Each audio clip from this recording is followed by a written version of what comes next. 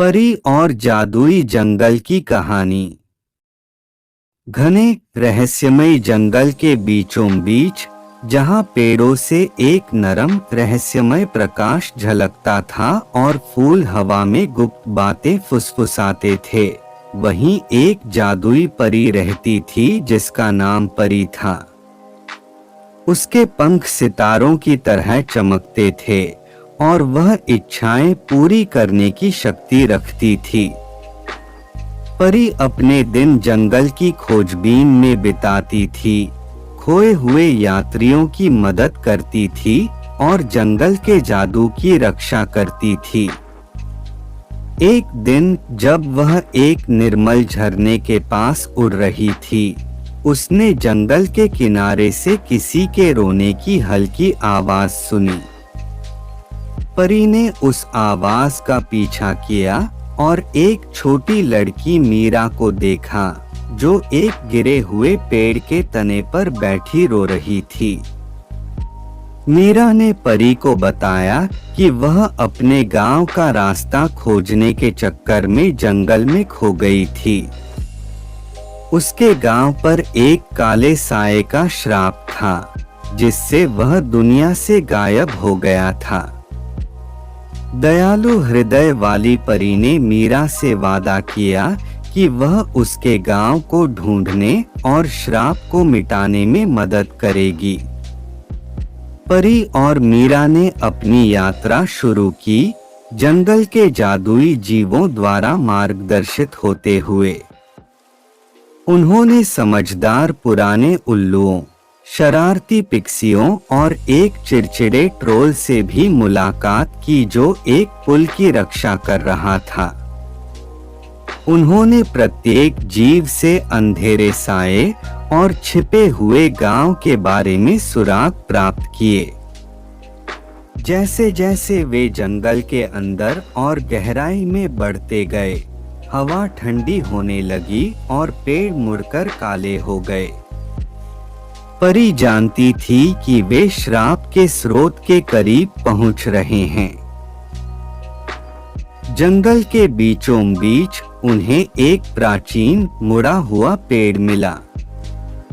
यहीं वह काला साया निवास करता था।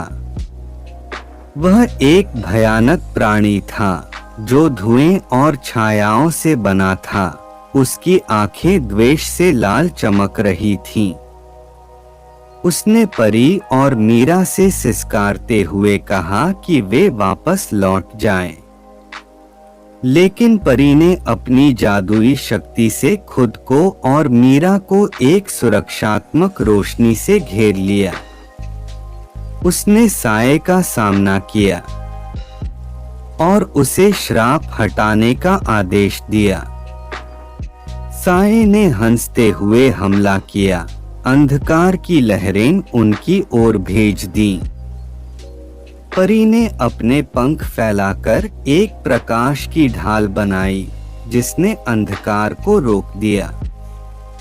लड़ाई छिड़ गई, जिससे जंगल में जादू की टक्कर होने लगी। परी ने जंगल के जादू को बुलाया, पेड़ों, फूलों और उन जीवों से शक्ति ली जो उन्होंने रास्ते में मिले थे। एक अंतिम उज्ज्वल ऊर्जा के साथ परी ने साये को प्रकाश में समा लिया, उसे शून्य में विलीन कर दिया। जैसे ही साया गायब हुआ, जंगल से अंधकार छंट गया।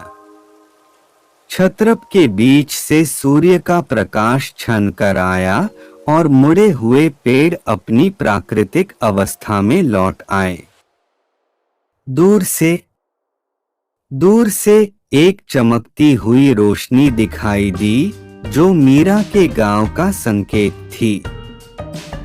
गांव वाले अपने घरों से बाहर आए, चिल्लाते हुए और परी का धन्यवाद करते हुए। मीरा अपने परिवार के पास दौड़ी, जिन्होंने उसे गले से लगा लिया। उनकी आंखों में खुशी के आंसू थे। परी ने मुस्कुराते हुए यह सब देखा। उसके दिल में खुशियों की लहर दौड़ गई। श्राप टूटने के साथ ही गांव अब शांति से जीने के लिए स्वतंत्र था। परी को पता था कि अब समय आ गया है कि वह अपने जंगल के कार्यों में लौट जाए, लेकिन उसने मीरा और गांव से वादा किया कि जब भी उन्हें उसकी जरूरत होगी वह आएगी। गांव वालों ने जंगल में परी और उस जादू का सम्मान करने के लिए एक छोटा मंदिर बनाया जिसने उन्हें बचाया था। जैसे ही परी उड़कर दूर चली गई, गांव वाले हाथ हिलाते रहे, यह जानते हुए कि वे हमेशा उस जादुई परी की सुरक्षा में रहेंगे।